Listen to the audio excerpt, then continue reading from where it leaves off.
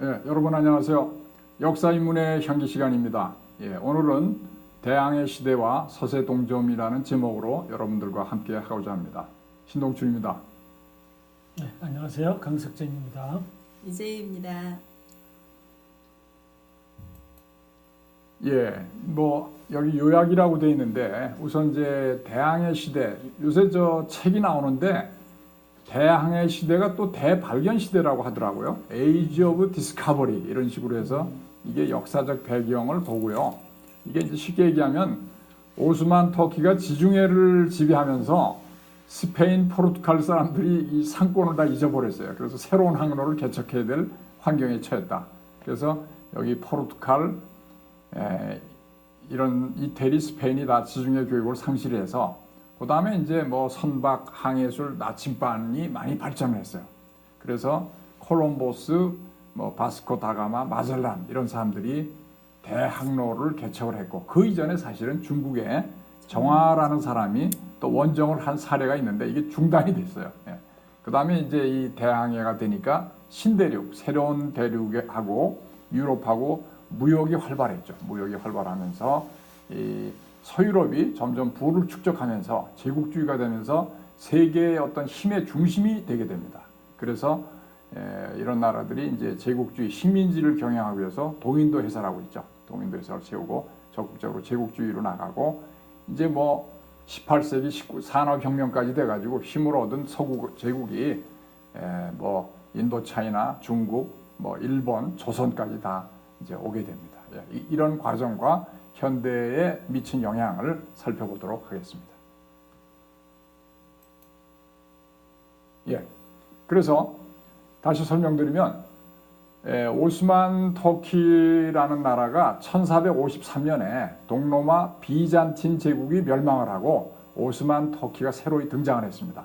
나중에 이제 지도를 보시겠습니다만 오스만 터키가 굉장히 강대져 가지고 이 아라곤 왕국, 아라곤은 이제 스페인부터 해서 이태리 일부 지역에 상당한 영향권을 가지고 있는 아라곤 왕국의 동지중해 무역을 차단했습니다. 이 레반트라고 하는 데는 지금의 예루살렘 그 중동 지역을 의미해요. 레반트 그 무역을 차단했어요. 그 이제 오스만 터키가 중부 지중해로 뻗어나가기 시작을 했고 그 유럽 지중해 국가들이 해상 무역권을 가지고 있는 걸 이제 독점을 하게 되면서 그 유럽의 한쪽에 치우쳐 있었어요. 이태리하고 달리 그런 나라가 포르투갈이죠. 가장 대표적인 게 포르투갈은 자연스럽게 이게 뭐 들어갈 틈이 없는 거예요.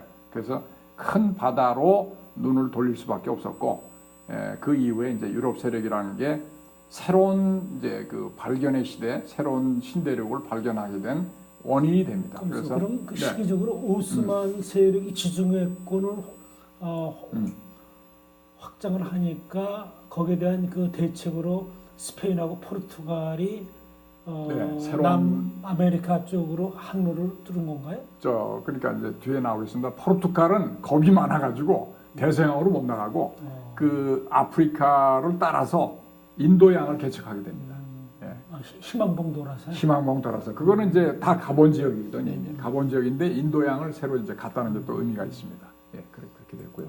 그 이제 여기 아라곤 왕국이에요. 아라곤이 원래 스페인에 있는데 이게 여기 여기 뭐죠? 시칠리아 섬 여기 이게 약간 큰 섬이 있고 여기 이태리아까지 이제 상당히 영향권이 미친 그 스페인의 왕국입니다. 그 오스만 제국 있죠. 오스만 제국이 아까 얘기한 대로 1453년에 이제 사실 이제 설립이 됐는데 이 터키를 중심으로 해서 여기 알렉산드리아 이쪽 북아프리카 여기 이쪽까지 발칸 반도까지 다 영향권을 미쳐서 사실상 지중해를 서서히 다 장악을 하게 되는 겁니다. 그래서 지금 이제 대항해 시대에는 직접적인 원인은 이 유럽 세력들, 포르투갈, 스페인이나 다른 유럽 세력들이 지중해 교역권을 잊어버렸다는 게 직접적인 거지만 그것이 가능하기 위해서는 여러 가지 이제 기술 발전이 있는 거죠. 그래서 이슬람에서 주로 들어온 게 나침판, 뭐 사분이 같은 측정 기구가 있거든요. 대항해를 하려면 바다에 나가서 길을 잃지 않고 목적지로 가야 되는데 이게 이제 포르투갈이 앞장서서 이런 원양 항해술을 배우게 됐습니다. 그 다음에 이제 그 종래에는 갤리선이라고 하는 거는 그 우리 저 배너에 보면 노예들이 그 전투함을 짓잖아요. 노예는 거기 새살에 맡겨가지고 나오지도 못해요. 그러니까 노예가 에너지입니다. 배. 그러니까 얼마나 원시적이에요. 그게 이렇게 돼서는 그 넓은 바다에 갈 수가 없잖아요.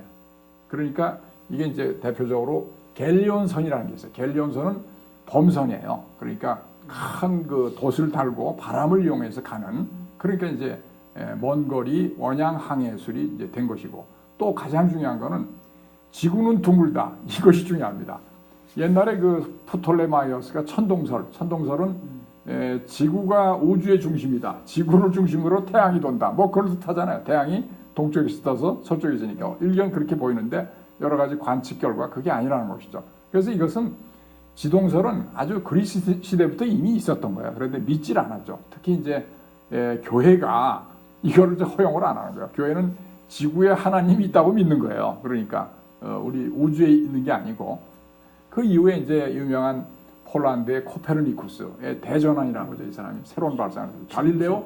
갈릴레오 1602년에 죽는데 죽으면서도 그래도 지구는 둥글다 했어요. 예. 그만큼 이제 신념이 강하죠. 케플러의 법칙을 발견한 이 지동설을 이제 이 콜럼버스 같은 사람들이 믿는 거예요. 이제 한번 해보는 거예요. 그래서 콜럼버스 혁신적인 실천, 고대로부터 내려온 지동설을 신봉을 하고, 자, 콜럼버스가 얼마나 혁신적이냐. 내가 달걀을 세워보겠다고 했는데 어떻게 세우는가 봤더니 달걀을 깨가지고 그냥 푹 세워버리는 거야. 그게 새로운 그 발상의 전환이죠. 네. 이런 것들이 이제 돼서 여기 나오잖아요. 캐락과 캐러벨, 이런 새로운 배들이 이게 범선의 바로 전내 단계라고 볼 수가 있어요. 이런 것들이 점차 됐고요. 그 다음에 갤리선, 여기 대비가 되는 거예요. 갤리선 보면 여기 저 밑에 그 노가 있잖아요. 네. 노를 젓는 거예요. 그 노예들이 주로. 그러니까 이게 뭐 얼마 못 가죠. 갈 수가 없죠. 그 배너에서 전투해서 보면 그 배너가 이거 지금 노를 젓는 노예였는데 거기에서 어떻게 죽기로 살기로 탈출을 해가지고 자기 주인을 갖다 구하면서 이렇게 영웅으로 떠오르잖아요. 갤리온선이 이제 완전히 이제 이 범선으로 해서 마스트가 저렇게 많잖아요. 그러니까 마스트의 위치에 따라서 바람이 어떻게 불어도 갈 수가 있도록 만드는 거죠. 대단한 혁신이라고 볼 수가 있겠습니다. 자, 갈릴레오. 자, 이 사람이 이제 영어로 돼 있는데 제가 한번 읽어보겠습니다. In questions of science, the authority of 1,000 is not worth the humble reasoning of a single individual. 갈릴레오 썼어요. 뭐냐? 과학의 탐구의 문제에 있어서는 1,000명의 권위라고 할지라도 그것은 한 개인의 아주 겸손한 이성과 맞바꿀 수가 없다. 이성에 필적할 만한 가치가 없는 것이다 하는 것이다. 한 개인이라도 그것이 이성에 근거하면 1,000명의 권위적인 그런 결정보다 훨씬 낫다는 거예요. 굉장히 참 의미심장한 얘기입니다. 그 다음에 이제 레 콘퀘스트라는 게 있는데, 이거는 우리가 이제 스페인이 이제 아랍 사람들이 다 점령을 하고 있었어요. 무려 이제 그 이전에 점령을 했는데 서서히 스페인의 가톨릭 세력이 점차 커지면서 무려 7세기 반에 걸쳐서 이베리아 반도를 전부 이 무오 제국이라고 하는 그 아랍 세력이 많이 있었는데 그걸 다 축출을 하고 전부 가톨릭화를 이룩하는데, 레 콘퀘스트는 사실은 영어로 보면 리콘퀘스트예요. 그러니까 재정복이라는 뜻이야. 원래 가톨릭 세력이 있었는데 아랍한테 뺏겼다가 다시 이제 하는데 이것을 이제 자기들 말로 스페인어로 레 콘퀘스트라고 합니다. 그 이제 이 레 콘퀘스트의 마지막 마무리를 1492년에 아라곤 있죠. 아까 얘기한 아라곤의 페르난도 2세, 그 다음에 카스티아 왕국이 있어. 이자벨 1세는 뭐죠? 여왕이에요. 에스파냐 연합왕국이 마지막 남은 그 이슬람 점령 그라나다를 정복해서 레 콘쿠스타를 마무리합니다. 그라나다는 스페인의 아주 남쪽에 있어요. 거의 해안 쪽에. 지금 그라나다가 뭘로 유명하죠? 알함브라 궁전으로 유명합니다. 알함브라 궁전은 아랍인이 지은 그 건축물에서 7대 불가사의 중에 하나죠. 너무나 아름답습니다. 그러니까 아랍 문명이 그 유럽에 이제 이쪽엔 스페인하고 가톨릭 세력하고 대결이 됐고, 이쪽 동구권에는 발칸 반도를 통해서 지금 얘기하는 크로아티아니 이런 데서 아랍 세력하고 맞이해서 거기는 섞여 있어요. 아랍 문명하고 그리스도교 문명하고. 그렇게 됩니다. 이게 우연히 1492년이 콜럼버스가 그 아메리카 대륙을 발견하러 원정을 출발한 연도하고 딱 맞아요. 이게 그렇습니다. 그러니까 이제 스페인이 이걸 할 수 있었던 거예요. 이제 아랍 세력을 몰아내고. 그 이제 리콘퀘스트 한번 보시죠. 여기 지금 여왕이 있죠, 여왕이 이제 여기 이제 네. 이사벨라 2세 여왕입니다. 여기 이제 그라나다 함락을 하는 거예요. 여기 뒤가 이게 아람브라 궁전입니다. 잘 안 보시겠지만. 네. 그래서 이제 대항해 시대가 크게 유럽에서는 세 군데로 이제 나갔습니다. 물론 이제 동양권은 제가 조금 이따 설명을 하겠는데 동양이 시대적으로는 앞섰지만 서양이 주류니까 일단 포르투갈을 한번 보시죠. 아까 포르투갈은 조금 스페인보단 그러니까 콜럼버스보단 덜 혁신적이 돼서 안정적으로 북아프리카를 가려면 밑으로 내려가면 되거든요. 그러니까 대서양으로 가는 개념이 없어요. 먼저 북아프리카의 거점에 세우타를 함량을 하고 바틀돌로모 디아스가 희망봉을 발견했죠. 희망봉이 맞아 케이프타운이죠. 지금 가면 끝에 그것도 대단한 발견이에요. 어쨌든 희망봉을 돌아서 가니까 인도양이 나오는 거예요. 저기로부터 그 이제 바스코 다가마라는 사람이 인도의 캘컷에 도착을 했죠. 그래서 그다음에 고아도 이제 인도죠. 식민지 지배를 하고 말레카까지 진출해서 사실 포르투갈이 그 조차지가 뭐였죠? 마카오죠. 마카오가 2000년도인가 그때 중국에 반환이 됐을 거예요. 홍콩이 1997년에 반환이 되고 이 마카오가 오랫동안 포르투갈의 조차지였어요. 포르투갈은 힘이 다 없어졌는데 조약을 맺었기 때문에 그게 그렇게 오랫동안 간 거예요. 자, 이제 가장 중요한 사건인 스페인의 대서양 항로입니다. 1492년에 크리스토퍼 콜럼버스가 이제 바하마에 상륙을 하게 됩니다. 근데 이때 네. 콜럼버스는 신대륙을 발견할 목적으로 간 게 아니라 인도를 그렇죠. 인도로 가고자 했던 게 그럼요. 그래서 그걸 서인도 제도라고 했어요. 인도의 다른 조금 더 서쪽에 있는 거다라고 해서 그 오해를 한 거죠. 나중에 알고 보니까 완전히 새로운 데를 간 거예요. 이게 실제로는 아니, 지금의 콜럼버스가 죽기 전까지도 네, 자기는 맞아요. 인도에 갔던 걸로 알고 있었다고. 그렇죠. 바하마에 상륙을 했어요. 실제로는. 그래서 이제 네 차례 항해가 있어요. 1493년, 98년, 1500년. 이 재미난 것은 난 콜럼버스가 진짜 대단한 사람이야. 그 콜럼버스가 원정을 하기 위해서 이태리 여러 도시, 여러 국가를 다니면서 일단 펀드를 모집을 했어요. 펀드를. 그게 벤처기업이에요. 바다에 한번 나갔다가 돌아오는데 리스크도 있는데 투자자들을 모집한 거야. 그러니까 갔다 오면 내가 인도에 가서 향신료나 뭐 금은을 가져와서 너희들한테 주겠다. 또 여왕하고 거래를 했어요. 나를 거기 인도 총독으로 임명을 해야 된다. 그 다음에 내가 금을 갖다 바치겠다. 이렇게 했는데 이사벨라 여왕하고 그 밑에 신하들이 그 약속을 안 지켰어요. 그래서 콜럼버스의 아들이 스페인 궁정을 상대로 해서 소송까지 걸었어요. 난 이 시대에 1500년도 안 된 그 시대에 소송을 건다는 게 도무지 이해가 안 돼. 자, 우리나라 조선시대 같으면 소송이라는 게 가능하겠어요. 그러니까 굉장히 벤처는 그야말로 모험이라고 하는 거예요. 이런 그 모험심이 강하다. 이렇게 생각을 하면서 우리가 정말 배워야 되겠다는 생각이 들어요. 그 다음에 이제 마젤란이 또 위대한 사람이야. 1519년에 사실 포르투갈 출신인데 이 스페인에서 출발을 했어요. 그 이제 이 사람이 처음에는 이제 인도양 쪽으로 갔다가 항로를 갔다가 나중에 이제 나오는데 다시 이제 어디로 갔냐면 대서양 항로로 가서 그게 도착한 게 남아메리카의 끝에 갔어요. 지금 얘기하면 아르헨티나의 맨 끝에 그 아마 푼타델 아레나스인가 거기에요. 그게 남극으로 가는 길목인데 거기에 도착을 해서 거기서 이제 보니까 새로운 항로가 온 거예요. 그 태평양을 어마어마하게 건너서 필리핀에 도착을 했어요. 그래서 여기 지금 마젤란이 필리핀까지 왔는데 사실은 마젤란은 그 필리핀 와서 죽었어요. 1521년에. 그래서 뭐 수백 명이 그 배에 탔는데 18명만이 살아남아서 여기서 이제 마젤란 선단이 1522년에 스페인으로 귀환을 해가지고 세계 최초의 세계 일주 항해를 종료한 거예요. 지구 완전 한 바퀴 돌. 그러니까 콜럼버스가 처음에 대서양을 발견했잖아요. 유럽 사람들 이제 눈에 보면 마젤란은 대서양을 넘어서 또 태평양까지 한 바퀴 돌아서 세계 일주를 한 거예요. 그러니까 이 대단한 겁니다. 이게 누구를 위해서 이렇게 한 거예요.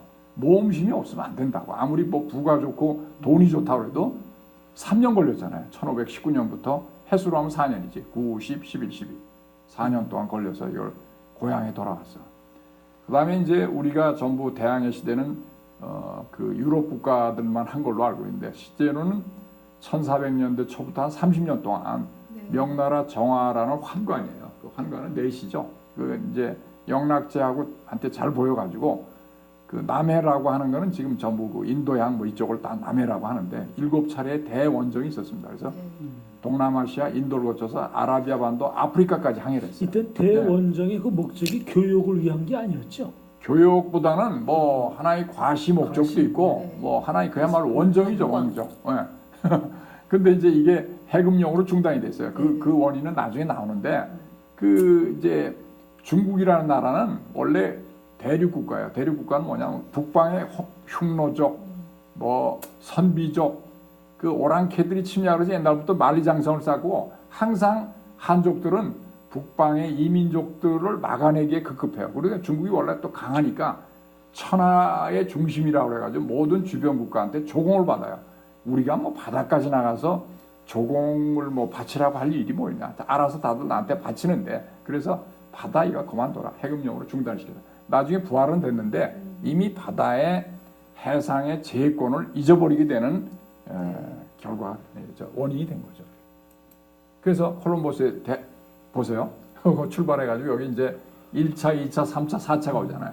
이게 가는 길, 오는 길이 틀려요. 파란 선이 이제 갔다가 또 돌아오는 길이 좀 틀리잖아요. 2차도 그렇고 이렇게 해서 이게 이제 콜럼버스가 한 뭐 그때 이게 상상도로 그림을 그린 거지만 이렇게 갔을 것이다. 선당이.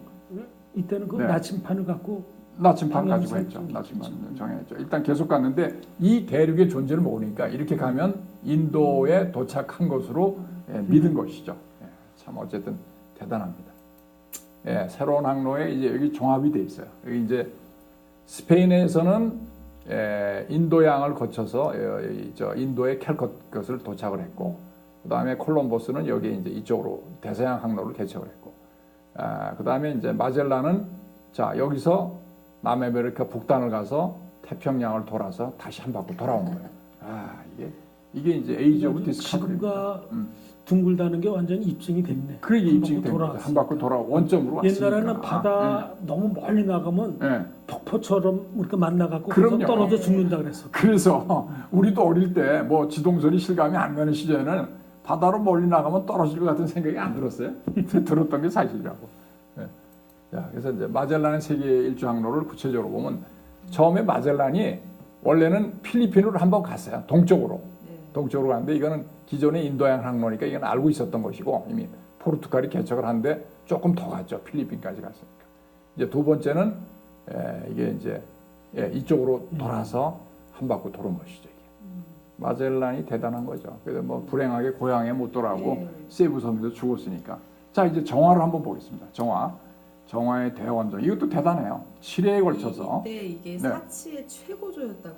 이때 영락제가 아주 이름이 멋있잖아요. 영원할 영자에다가 저 즐거울 낙자에다가 그 지금 나중에 보지만 중국의 지금 남중국해에 주장하고 있는 구단선 뭐냐면 남중국해의 10분의 9가 중국 거라고 주장을 하는 건데 영락제가 이때 이미 그 구단선으로 주장을 한 거예요. 그거를 지금 이제 지나간 거지. 거죠. 뭐 600~700년 된 전에 거를 갖다 다시 주장을 하는데 이게 재밌는 거는 이때 이제 대원정 항로가 요 까만 걸로 표시가 돼서 이제 여기 아프리카까지 갔어요. 모가디슈 여기까지.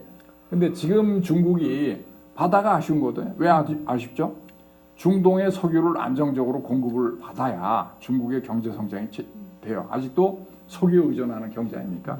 그런데 사실은 이 인도양하고 말레카 해협이 누가 장악을 하고 있어요? 미군의 항공모함이 다 장악을 하고 있어요. 그러니까 중국은 어떻게든지 이걸 가야 되니까 소위 말해서 해상 실크로드를 추진하고 있어요. 해상 실크로드 어떻게 하냐면 그 항구를 갖다 중국이 삽니다. 사가지고 그 항구를 연결해서 중국의 해상 수송로를 확보하는 거를 갖다가 지금 해상 실크로드라고 합니다. 그 해상 말고도 지금 1대1로 1대1로는 이제 육지로 가는 그 고속철도나 다른 파이프라인 그 선을 1대1로라고 하는데 이게 이제 곳곳에서 문제를 일으키는 거예요. 중국이 돈을 빌려주는데 그 부채 국가로 만들고 그다음에 고속철도 같은 거 건설하는데 중국 업체가 다 해요. 그러니까 뭐 남는 거는 중국이 다 가져가는 것이고 그 지나가는 국가들은 부채 국가로 전락하고 반발이 지금 심해요. 중국의 원래 뭐 이 선전하고는 달리 중국의 이제 음모가 다 보이는 그런 대목이죠. 정화 함대 대모형으로 써요. 굉장히 크죠 지금. 네. 아주 뭐 돛도 달고 그렇지 않으면 중국에서 아프리카까지 갈 수 있겠어요. 예, 굉장히. 그 이제 지금의 크루즈죠. 네. 지금의 크루즈라고 예, 볼 수 있죠. 뭐 사치를 굉장히. 했던. 예, 근데 이제 그러면 대항해 시대 이후에 뭐가 가겠습니까? 결국 식민지로 만드는 거야. 이제 거기 가면은 식민지에 가서 금은, 향신료, 뭐 커피, 사탕수수 이런 거 가져오는 거야. 첫째로 이제 필리핀의 식민지화가 시작이 됐죠. 그 스페인이 제일 많이 영토를 확보를 했어요. 스페인이. 역시 콜럼버스하고 마젤란이 했으니까 된 거야. 그 다음에 이제 중남미 식민 통치는 잉카 제국을 멸망시킨 거예요. 예, 근데 잉카 제국 멸망할 때 그 불행한 스토리를 여러분들 아실 거예요. 그 잉카 제국의 그 왕이 굉장히 위엄을 가지고 황금도 굉장히 많았어요. 근데 피사로라는 장군이 그걸 뭐 괜찮다고 유인을 해가지고 껍질을 벗겨서 죽이는 그런 아주 잔인한 일을 했어요. 그래서 스페인이 굉장히 그 정복을 잔인하게 했어요. 스페인이. 그 다음에 원주민 살상을 많이 했고, 그 다음에 천연두, 홍역 등을 유럽에서 옮겨가지고 원주민들이 한 10분의 9가 사망을 했대요. 10분의 9. 그러니까 참 이게 유럽이 간 건 뭐 인류사에 나쁘지 않다고 보지만 그 원주민 입장에서는 그야말로 침략 행위죠. 그래서 문명도 뭐 파괴를 하고 전부 이렇게 좋지 않은 게 있고, 그 다음에 이제 선교도 무력적으로 했죠. 뭐 아랍을 특히 욕할 건 없어요. 아랍은 코란이냐 칼이냐인데 이것도 뭐 비슷한 거죠. 그죠? 성경이냐 칼이냐, 성경이냐 총이냐지. 이 사람들은 총을 가지고 있었으니까.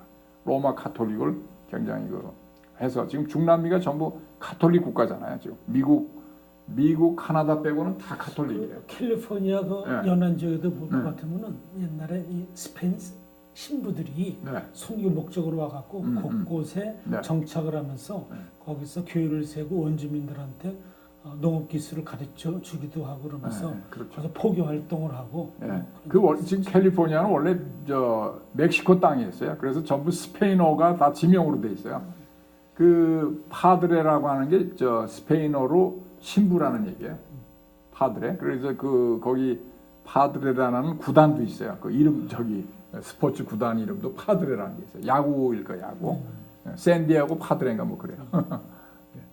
그러니까 이렇게 부작용이 많았지만 어쨌든 식민지의 금을 갖다 채굴을 하면서 이게 이제 본국으로 가져가면서 스페인 경제가 이제 살아나기 시작했어요. 사치품부터 해서 공부에 이르는 교육으로부터 부와 번영을 가져왔죠. 그래서 스페인 제국이 이제 한때는 대영 제국에 해가 지지 않은 나라로 하는데 그 전에 스페인의 무적 함대가 먼저 세계의 항해권을 장악을 했죠. 결국은 화력, 그 총이 서양은 가장 중요한 게 총이에요. 총하고 대포하고 이기 때문에 16세기, 17세기 스페인의 황금기를 누렸습니다. 그래서 결국은 이제 트라팔가 해전 거기서 넬슨 제독한테 무적 함대가 망하면서 영국의 이제 제의권을 뺏겼어요. 그 중간에 화란이 또 반짝을 합니다. 화란은 이제 청어잡이 뭐 이런 걸로 해서 뭐 튤립 해가지고 부가 반짝하다 영국한테 했어요. 왜냐하면 뭐 화란 자체가 영토가 작으니까.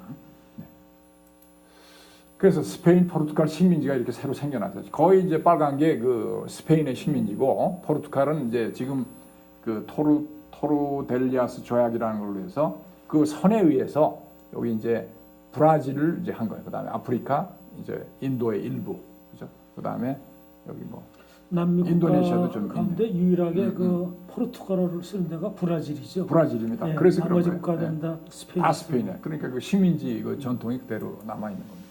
자, 스페인의 잉카 제국이 여기 여기 뭐야 그 피라미드 같은 게 있잖아요. 거기 도시가 이렇게 그냥 잔인하게 총칼 뭐 이런 걸로 해서 정복을 하는 거예요. 평화로워 보이는데. 그 평화로워 보이는데 이 원주민들이 저항을 했지만 뭐 저항이 되겠습니까? 총하고 대포 앞에서는 안 되는 거죠. 예, 안 됩니다. 그게 토르데시아스 조약이에요. 이게 이제 여기 있지만 간단하게 설명을 드릴게요. 이거 해설은 필요 없고요. 이렇게 교황이 중재를 해가지고 포르투갈, 스페인이 또 싸우니까 이 선을 그어가지고 이 선을 여기 브라질 선이 가잖아요. 이쪽 동쪽은 포르투갈이 가져라. 나머지는 다 스페인이다. 이렇게 구분을 했어요. 그래서 지금의 그 식민지가 그렇게 나눠지게 된 겁니다. 이게 토르데시아스가 14년 또 1592년 두 차례에 걸쳐서 그 경계를 설정을 했다고 하더라고요. 자, 그러면 이제 대항해 시대 교육 실질적으로 중요한 게 이제 경제입니다. 금, 은 굉장히 이제 왕실에서는 중요하게 생각하고 실제로 이제 사탕수수, 커피가 아메리카 대륙에서 발견돼서 또 이 유럽에 들어오면서 한때 그 바 시대에는 이 커피가 굉장히 유럽에 아주 유행을 했어요. 그래서 바하의 음악을 보면 커피 칸타타라고 있어요. 커피 칸타타. 네네. 커피를 하면서 칸타타는 이제 그 극 중에 약간 대사처럼 서로 부르는 건데 뭐 그 남자가 아가씨 너무 커피 좋아하지 마세요. 커피 좋아하면 뭐 시집도 못 가고 뭐 그런다는 뭐 어쩌고 저쩌고 하는 재미난 게 있어요. 예, 블루베리, 카카오, 옥수수, 감자 등 여러 가지 새로운 과일 채소가 들어왔어요. 근데 이제 중요한 거는 처음에 이제 포르투갈이 노예 무역을 시작했어요. 노예 무역은 아프리카에 가서 노예들을 갖다가 그냥 강제로 포획을 하는 거죠. 포획을 해서 총을 좀 일부 주면서 노예들을 바꿔서 아메리카 대륙에 팔았어요. 아메리카 대륙은 왜 노예가 필요하겠습니까?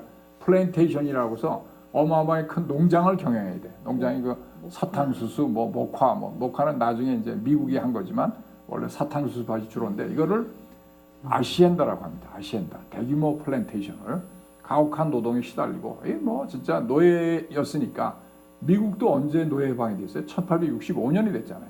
가혹한 노동에 시달리고 노예들은 대를 물려서 아버지 엄마가 노예면 자동방으로 자식들이 노예가 됐잖아요.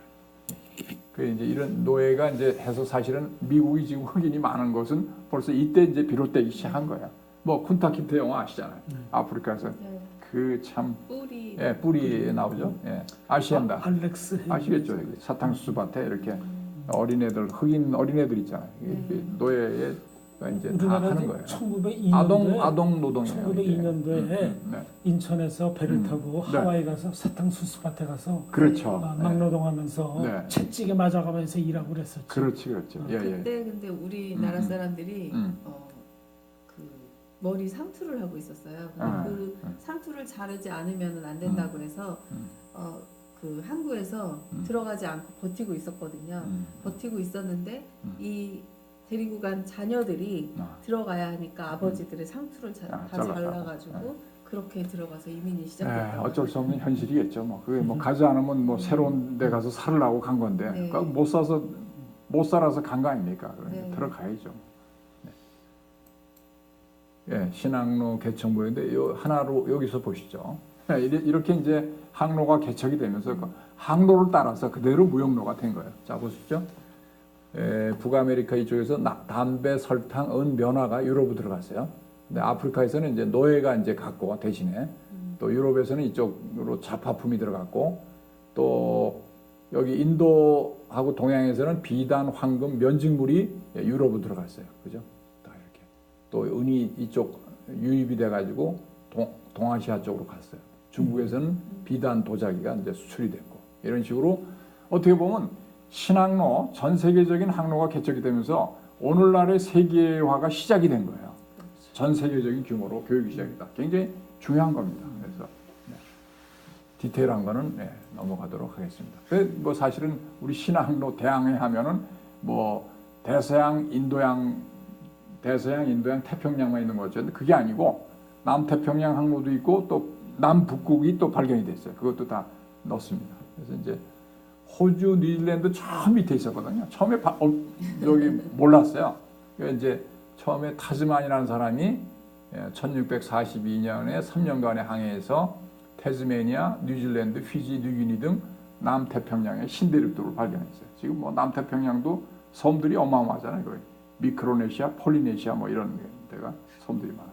그다음에 이제 중요한 거는 그 영국 사람 그 제임스 쿡 선장이 1769년에 타히티, 뉴질랜드를 거쳐서 오스트리아 동해안을 탐험해서 호주를 처음 발견했어요. 그래서 사실은 영국에서 이주를 시작을 했는데 호주 대륙이 지금 어마어마하게 크잖아요. 거기에 그 영국의 전부 제수들을 보냈어요. 그런데 지금은 호주는 뭐 제수의 후예이긴 하지만 지금 너무나 잘 살죠. 호주가 농산물도 풍부하고 그렇습니다. 거기 호주 같은 경우에는 이민자들에 대한 차별이 굉장히 심하다고 하죠. 이민자들이 백호주의 되는데 아직도 그 전통이 많이 열버지긴 했지만은 그 사람들은 뭐 자원도 풍부하고 먹고 살게 하니까 그런 자꾸 유색 인종이 오는 거를 별로 뭐 싫어한 거죠. 근데 지금은 뭐 중국이나 홍콩의 그 힘이 세니까 그렇게 뭐 많이 받아들였어요. 지금. 자, 오스트리아 항해도 이렇게 여러 사람들이 뭐 이 인도네시아 이쪽 통해서 이제 하고 그랬습니다. 남극 북극해도 중요합니다. 그 1909년에 미국의 피어리가 북극점에 도달했어요. 그래서 그 북극이 깊은 바다라는 사실을 발견했어요. 북극에 대한 여러 가지 사실. 재밌는 거는 북극은 지금 북극해가 여러 나라가 영유권이 있어요. 미국도 있고 카나다도 있고 뭐 러시아도 있고 다 있어요. 지금 이제 그 북극해가 네. 기후 이제 온난화로 맞아요. 인해 갖고 새로운 이제 그 항로로 네.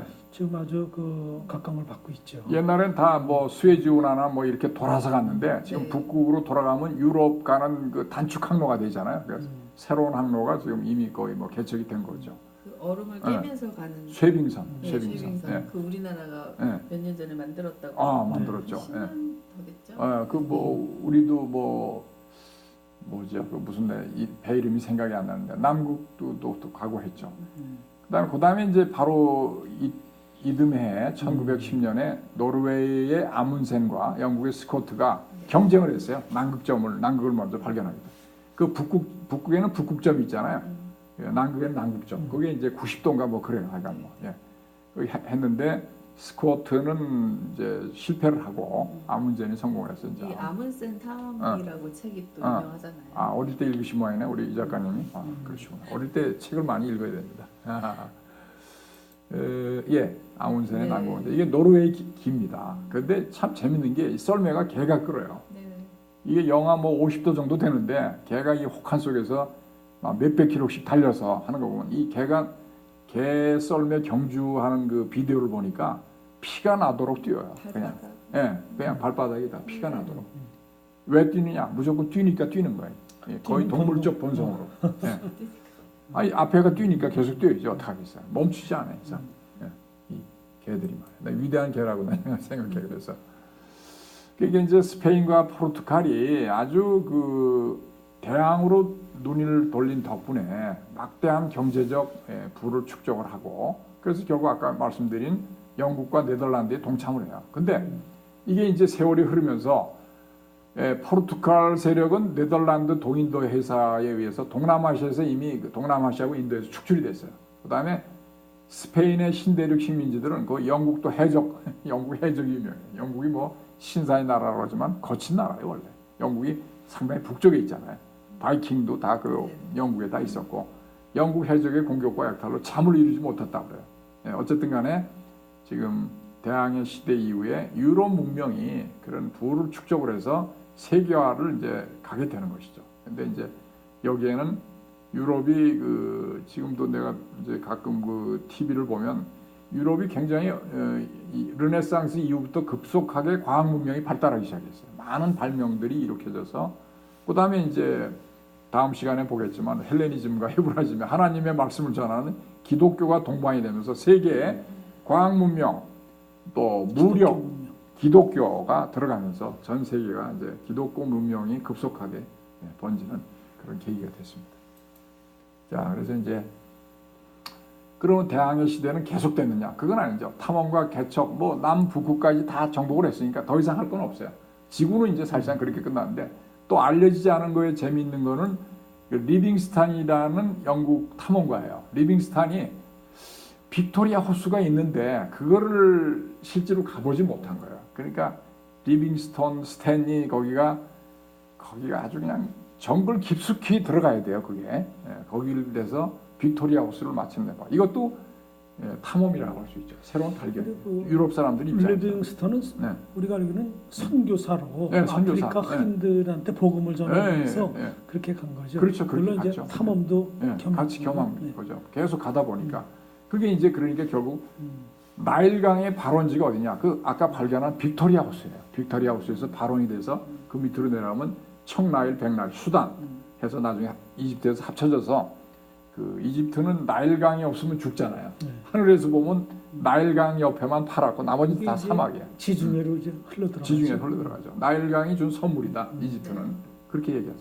범람을 하면서 밑에 그 삼각주가 비옥하면서 거기 농사가 되고 또 저 이집트를 가봤지만 그 옆에 나일강이 지나가는 지역에 상당한 유역이 비옥한 농토가 됩니다. 왜냐하면 상류에서 그 퇴적물이 그럼요. 예, 계속 쌓여지면서 아주 자, 그러면 이제 또 비옥해지고. 몇 가지 얘기인데 그 피라미드 어마어마한 돌, 그다음에 그 룩소르 가면 그 신전이 있어요. 신전의 돌이 어마어마해. 몇십 미터씩 되는데 그런 돌을 어떻게 캐서 그 건축물을 만들었느냐. 거기에 대해서 학설이 있는데 제가 들은 얘기는 나일강의 범람, 홍수를 이용해서 상류에서 뗏목을 이용해서 큰 그 돌을 채취해서 밑으로 보냈다는 거예요. 근데 그것이 거의 정설이 아니야. 이렇게 지금 얘기를 하고 있어요. 왜냐하면 그걸 육지로 운반하면 그 불가능하거든요. 이집트에 제가 5월 달에 갔는데 룩소르에 44도예요. 그러면 제가 뭐 어떤 예. 그 그림에서 봤는데요. 통나무들을 이렇게 쭉 해놓고 그 위에다가 돌을 놓고 통나무들이 굴러가면서 큰 돌을 그거는 이제 육지에서 옮겨야 육지에서 네. 또 옮겨야 되니까. 기자의 그 쿠프 왕의 그 피라미드 보면 그 상당히 좀 내륙 지방이 있거든요. 그 굴려야 되잖아 어쨌든. 자, 그래서 이제 전부 유럽이 이제 이렇게 대항해 시작이 돼서 나머지 국가들도 전부 그 항해하고 바다를 이용해서 식민지 경영에 뛰어들게 됐어요. 그게 이제 벨기에 같은 나라, 작은 나라들도 벨기에, 독일, 이제 후발주자들이 또 주로 이제 아프리카 같은데 식민지를 많이 경영을 하면서 해서 그 이제 이게 결국 자본주의의 그 산업혁명하고 결부가 돼가지고 유럽이 이제 그 자본주의화 되는데 영국이나 이런 나라들은 선발 자본주의에 일찍 해외 식민지를 개척을 해서 자원을 확보를 하는데 독일이나 후발 자본주의들은 이게 일본이나 이 저 자원이 확보가 안 되니까 침략 전쟁으로 나서게 된 거예요. 그러니까 이게 참 인류 역사가 이렇습니다. 선두가 굉장히 중요하다. 네, 그렇게 보여집니다. 야, 대영 제국 함대 보세요. 이렇게 지금 뭐 어마어마한 거예요 이게. 예, 이거는 거의 뭐 예, 여기 뭐 이길 수 있겠어요? 근데 이 당시에 이런 대영 제국 함대.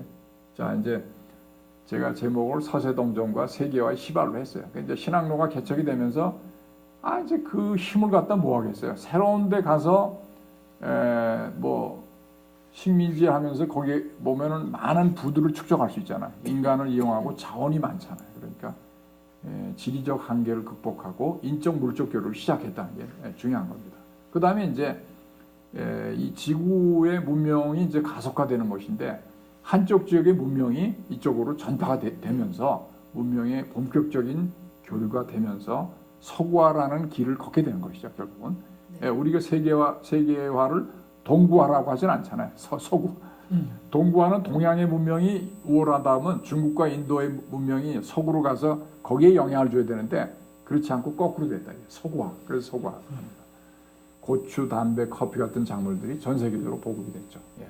그래서 지금 세계 제국주의가 결국 서유럽 국가에서 시작이 돼서 결국 나중에 이제 일본, 미국이 동참을 하면서 지금까지 미국 서구 진영이라고 하죠. 미국 서구 진영이 세계를 좀 지배하고 있습니다. 21세기 초인 오늘날까지도 흔들리기까지 하지만은 그 기조가 유지가 되고 있다. 그다음에 이제 좀 재미난 얘기를 하겠습니다. 계열병.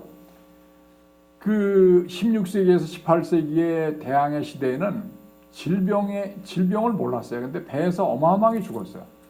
바스코 다가마의 인도 항해에서는 180명의 선원 중에 무려 100명이 이 병에 걸려서 사망했는데 그 병 이름도 몰랐어. 이제 비타민. 이게 이제 여기 나오는데 1753년에 영국 해군의 제임스 린드가 고급 선원들이 보니까 주로 이제 감염자가 적은데 이 신선한 야채, 과일, 특히 감귤과 레몬을 먹어서 이 질병을 예방할 수 있다는 걸 발견하고 그때부터 사망자들이 급격히 줄면서 대항해가 가능한 거예요. 점점 더 이게. 그래서 비타민 C와 계열병의 관계가 정확히 밝혀지면 1932년에 이거 이제 의학적으로 하니까 그거는 거의 이제 백신 수준이죠. 계열병이 이제 거의 없어진 거예요. 이때부터는. 그래서 점점 더. 자, 이제 동인도 회사가 재밌어요. 나는 동인도 회사가 처음에는 어릴 때는 뭐 인도가 세운 회사인지 그렇게 알았는데 그게 아니고 재밌어요. 전부 그 인도에다 설립은 안 했는데 전부 동인도 회사라는 이름을 똑같이 붙였어요. 여기 보면은 영국, 네덜란드, 덴마크 등등 무려 7개 나라들이 동인도 회사를 세웠어요. 동인도 회사는 자기들 본국에 세우는 거예요. 본국에 식민지 경영을 목적으로 해서 세운 거예요. 아, 예, 그래서 세운 거예요. 인도 식민지를 예, 예. 목적으로 해서 뭐 인도만 아니라 어쨌든 식민지를 전부 전체. 통틀어서 이스트 인디아 컴퍼니라고 해서 이렇게 했어요. 그 여기 보면 아시아 지역의 무역을 완전히 독점하고 예, 이렇게 할 목적으로 해서 사실상 이제 총독부 역할을 했어요. 예, 국가가 직접 하기 좀 뭐하니까 회사를 내세우는데 회사는 사실 국영회사하고 똑같은 거죠. 그런데 일본이 이게 뒤늦게 이걸 쫓아했는데 1775년에 오스트리아가 한 지 한참 있다가 1908년에 우리 조선에 부산에다가 동양 척식 주식회사인데 이것도 동인도 회사를 모방한 거예요 이게. 예, 그래서 나중에 이제 없어지죠. 조선 총독부에 흡수를 하지만 이게 처음에 이제 식민지 객처를 목적으로 바로 저 한일 합방되기 2년 전이잖아요. 그러니까 그 목적이라는 것은 명백하다 이렇게 보는데 놀라운 거는 참 네덜란드 덴마크까지 포르투갈은 원래 있었고 덴마크 스웨덴도 해외 식민지를 개척을 목적으로 저런 회사를 설립했다는 게 재밌잖아요. 오스트리아까지 서양에 안 뛰어드는 나라가 없어요. 식민지 경영에. 자, 네덜란드 동인도에서 이렇게 건물이 멋있어요. 제가 영국 거는 당연히 멋이라고 네덜란드도 이렇게 큰 회사 큰 건물을 졌다 이게. 그래서 내가 두 번째로 큰 네덜란드를 사진을 캡처했습니다. 일본의 동양 주식회사. 그럴듯하죠. 대단하잖아요. 예. 일본이 진짜 우습게 볼 나라가 아니에요. 너무나 빨리 선진화가 돼가지고 동양을 먹은 거죠. 동양을 먹은 거. 시체만. 자, 이제 서세동점이라는 걸 다시 한번 우리가 이제 지금 와서 생각해 보자 이거죠. 예, 이 중국이 아까 이제 1405년부터 7차에 걸친 이제 원정을 했는데 그 명조가 1433년에 돌연 해외 원정을 중단했어요. 자, 여기 이제 이유가 나오죠. 중화 사상에 입각해서 세계 최고의 문명을 가지고 있는 중국이 또 자급자족의 농업 대국으로 교육의 필요성을 별로 느끼지 못했다. 그다음에 뭐 해상으로부터 유업을 받아본 적이 없는 명나라예요. 그러니까 뭐 굳이 바다에 나가서 그 모험을 걸 필요가 없다는 얘기야. 그다음에 자기들 북방민족 항상 신경 쓰니까. 그래서 해금령이라는 걸 내려서 중단이 돼서 중국이 바다를 잃게 되는 큰 원인이 된 겁니다. 지금 와서 이제 남중국해가 뭐 자기 거다 아니다 이러면서 국제적으로 시비가 걸리고 있잖아요. 중국이 이때 계속했더라면 시비 걸릴 이유가 없는 거예요. 이런 걸 보면은 그 위정자들은 네. 미래를 보는 눈이 필요한 것 같아요. 그렇습니다. 바로 그거죠. 그래서 우리가 왜 역사를 하느냐? 과거에서 배우라는 얘기야. 중국도 과거에 반성을 해서 했으면은 전혀 없어요. 그 이제 명나라는 이후에 외구 소탕을 위한 해군력만 유지했어요. 그러다 그 이러한 해금 정책은 서구 제국의 동아시아 진출 기회를 아주 제공한 거죠. 문을 열어놓은 거예요. 바다를 갖다 자기들은 포기했기 때문에 맘 놓고 들어와 가지고 했는데 결국 중국은 남중국해에 분쟁이 일어나잖아요. 이미 포기했던 명예 구단 선론을 들고 나왔어요. 명나라 영락제가 10분의 9가 다 자기 거다라고 했으니까 구단 선론. 계단 중에서 9개가 자기들 거라는 거지. 구단. 단에. 단이 10개가 있는데 구단 9개가 자기들 거다. 야, 이제 조금 이따. 선은 이제 그 선을 연결한 거지. 자, 내가 조금 이따 이제 지도를 보여줄게요. 네. 국제중재재판소가 아마 2년 전에 돼 있어요. 필리핀이 제소를 했는데 중국의 주장이 맞느냐? 틀리다라는 거를 필리핀이 이 재판소에 했더니 재판소가 한 2년 정도 끌다가 굉장히 검토를 하다가 이것은 중국의 주장은 역사적으로나 법적으로 근거가 없다고 결정을 내렸어요. 그래서 이제 게임이 끝났어요. 그래서 미국은 지금도 그 중국이 세운 그 인공섬 그 바로 옆에 항공모함이 왔다 갔다 하는 거예요. 이거는 국제 항해의 자유가 확보되는 지역이다. 중국의 독점 구역이 아니다. 그런 뜻이죠. 그러니까 저 보세요. 구단 선론이 여기 지금 여기 빨간 선이 이게 여기 남중국해 10분의 9라는 얘기야. 이거 10분의 9를 연결한 선이 구단 선론이다 이게. 베트남 여기죠? 여기 뭐 필리핀, 브루나이 여기하고 다 영유권 분쟁이 있어요. 엄청난 영유권 분쟁이 있어요. 이걸 전부 중국이 뭐 자기들이 하겠다. 말이 되겠습니까? 중국이 이렇게 무리를 하니까 지금 미국, 중국 무역 분쟁도 일어나고 하는 이유입니다. 중국이 기존의 세계 질서를 자기들이 일찍 개척했어서 자기들이 세계 질서를 만들었으면 되는데 이미 만들어져 있는 걸 갖다가 부인을 하고 갑자기 이렇게 변경을 시키려면 안 되겠죠. 그건 누가 되겠습니까? 자, 그래서 이제 이건 다 이제 이 결국은 제국 시대에 스페인, 포르투갈, 네덜란드, 영국, 프랑스, 독일이 식민지 조차지를 경영을 했죠. 그래서 이제 이거에 대해서 또 종교 전파도 하고 그랬습니다. 그래서 이제 네. 여기 쭉 이제 영국의 인도 지배, 네덜란드, 영국이 인도 지배를 1600년부터 1947년이니까 얼마죠 이게? 347년 동안 했어요. 인도를. 자, 네덜란드는 1602년부터 1942년. 거의 이것도 350년 됐죠. 이게 350년 동안 지배를 하면 영원히 거의 그 나라한테 뺏기는 거 아닙니까? 참 그래도 독립을 한 거 보면 마하트마 간디가 위대하다고 봐야죠. 자, 서구 열강의 식민지. 이게 아프리카는 다 뜯어먹었어요. 유럽이 다 뜯어먹었다. 아프리카 여기 이제 인도는 영국, 인도 차이나는 프랑스, 필리핀은 처음에 스페인이 했다가 나중에 2차 대전 때 미국으로 갔죠. 네덜란드가 이제 350년 동안 됐고, 이렇게 지금 서구 열강이 전부 동양으로 가서 청나라는 마지막에 이제 아편 전쟁 이후로 완전히 갈기갈기 찢겼습니다. 또 남북 아메리카도 이렇게 식민지로 또 됐고, 그래서 동남아시아도 뭐 이렇게 다 분열이 됐어요. 동남아가 분할이 됐죠. 서양 제국주의에서. 자, 다 아시는 거니까 넘어가겠습니다. 네, 그리고 뭐 청조에 이제 강희제 때 와서 이제 중국도 이제 조금 바다에 진출해보자 그제서 조금씩 일부 했는데 그게 뭐 소극적인 것이고, 그 다음에 이제 다 청나라는 기존에 이제 조공제를 유지했어요. 조공제 유지했고, 일본도 나가사키에 일부 허용을 했는데 그 전면적으로 항구를 열은 게 아니라 나가사키 항구 바로 앞에 조그만 섬을 만들어서 그 대시마라고 하는데 거기를 통해서 상관을 만들었어요. 네덜란드 상관. 거기를 통해서 교육을 하고 거기에 문물이 이제 육지를 통해서 저 에도 막부까지 보고가 되고 그랬어요. 그러니까 뭐 굉장히 제한적으로 일본이 어떻게 보면, 왜냐하면 그때 이제 그 천주교 이런 걸 기독교를 이제 이때가 1700년대 때인가요? 굉장히 더 오래됐어요. 1700년, 800년대 쭉 계속됐죠. 이게 계속 됐어요. 이렇게 동양은 굉장히 수세적이었어요. 굉장히 끝까지 수세적이라서 문제죠. 여기 뭐 프랑스가 인도 차이나 반도를 지배한 거. 그래서 지금도 저 월남에 보면은 프랑스 혼혈들이 많잖아요. 프랑스 혼혈들이. 그 이제 프랑스가 상당히 그 나폴레옹 3세 때 인도 차이나 반도를 지배를 했고, 1954년에 이 베트남이 프랑스하고 전쟁을 해서 이깁니다. 그래가지고 프랑스 세력이 물러가면서 또 미국이 들어오면서 복잡하게 이제 국제전이 됐죠. 청나라는 이제 이렇게 해서 이제 아편 전쟁 이후에 다 주요 이권을 뺏기고 일제에서 결국 침략을 당했고요.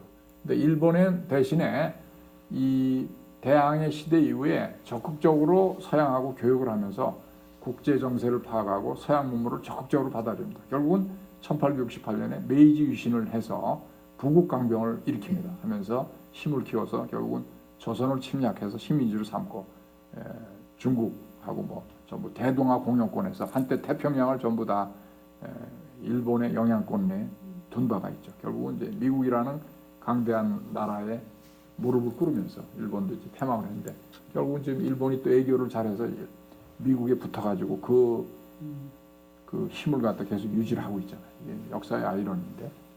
자, 이제 결론 부분으로 가겠습니다. 자, 우리 조선은 어땠느냐? 조선은 굉장히 뭐라 그럴까, 그 세계를 향하는 창이 중국밖에 없었어요. 중국을 통해서 세계를 봤기 때문에 중국이 중화하면은 조선은 소중하다. 소중하는 작은 중국이거든요. 그러니까 일본을 보기를 알기를 아주 너무나 우습게 알았어요. 일본은. 이게 이제 조선의 상당히 오류입니다. 사실 뭐 그 아편 전쟁 이후에 중국이 종이 호랑이로 판명이 됐잖아요. 너무나 이게 국제 정세에 너무 어두웠고, 세국주의 정책으로 결국 미국 심양요, 병인양요. 대원군이 어떻게 또 군대들은 또 그렇게 저 강하게 뭐 했는지 그 전쟁에서 이겨가지고 세국주의 정책이 더 강화됐잖아요. 그러면서 조선의 불행이 더욱이 깊어졌어요. 제가 보기에는. 그러니까 서양의 서양의 제국주의 사냥감이 되기 이전에 기선을 제압한 일제에 의해서 강제 개항을 당하고 운요 사건이잖아요. 1876년 지난번에 강의하신 거 거기서 일본의 강제 개항을 당하면서 결국은 식민지로 가는 수순을 철저히 밟잖아요. 그때 나타난 일본의 영웅은 이토 히로부미고 우리는 마지막에 안중근 의사가 저항을 했지만 안 됐죠. 운양호 사건이 결국 네. 이제 정환론을 네. 시작하기 위한 하나의 그 첫 시도였죠. 일본이 서양한테 철저히 배워서 전쟁을 일으키는 방법, 상대를 먹는 방법을 다 이미 터득을 해서 그대로 적용을 했다는 게 조선의 또 불행입니다. 솔직히. 자, 세계 힘이. 그래서 지금 이제 결론은 지금도 해양 세력과 대륙 세력 간의 각축이 계속돼서 진행이 되고 있습니다. 지금